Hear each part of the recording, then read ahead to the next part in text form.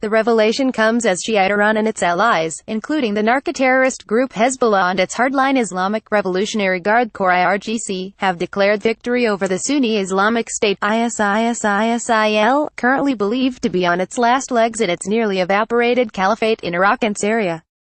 In March, the United States, Russia, and Israel reportedly reached a consensus on the threat posed by pro-Iranian forces in Syria, agreeing that pro-Iranian forces would need their movements in Syria restricted, eventually leading to their expulsion from the war-torn country, reported Breitbart Jerusalem.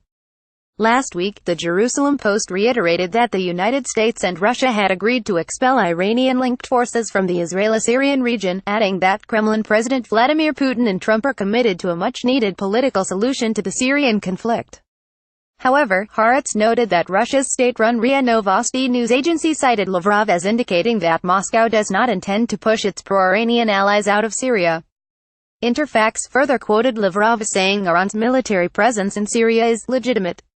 Iran deployed up to 140,000 Shiite forces, including members of the country's narcoterrorist proxy Hezbollah, its hardline Islamic Revolutionary Guard Corps IRGC, and fighters from neighboring Pakistan and Afghanistan, to Iraq and Syria.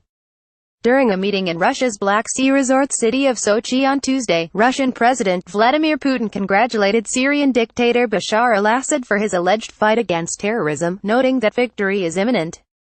The state-controlled Syrian Arab news agency Sana reported, Assad indicated that the victories achieved against terrorism led to the return of security to many areas and subsequently, citizens returned to them and the wheel of normal life began to move again, in addition to pushing the political track forwards to find solution to the crisis in Syria. Military assistance from Iran and Russia helped turn the tide of the ongoing Syrian war in favor of dictator Bashar al-Assad, to the dismay of the United States. In Sochi, Assad thanked the Russian armed forces for saving our country, as the dictator and Putin claimed the Kremlin's intervention was nearing its end, reported Financial Times FT. The Russian president has been talking about withdrawing Russian forces from Syria since early 2016. U.S.-led coalition forces and, to a lesser extent, troops loyal to the Iran and Russian-backed Assad regime have defeated the Islamic State in much of its former territory in Iraq and Syria. On Tuesday, Putin stressed his intentions to continue to coordinate military operations with Syria, suggesting Russia intends to support keeping the pro-Kremlin Assad on the helm of Syria's leadership.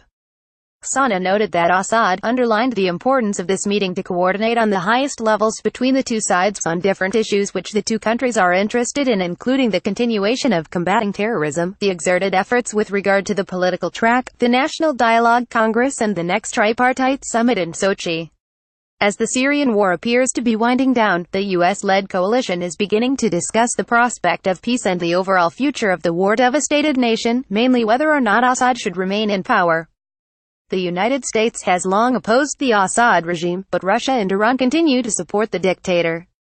Without explicitly mentioning the U.S., Assad claims he is open to negotiating a political solution to Syria's conflict with any interested party, as long as it is based on the Syrian sovereignty and the Syrian decision, noted Sana.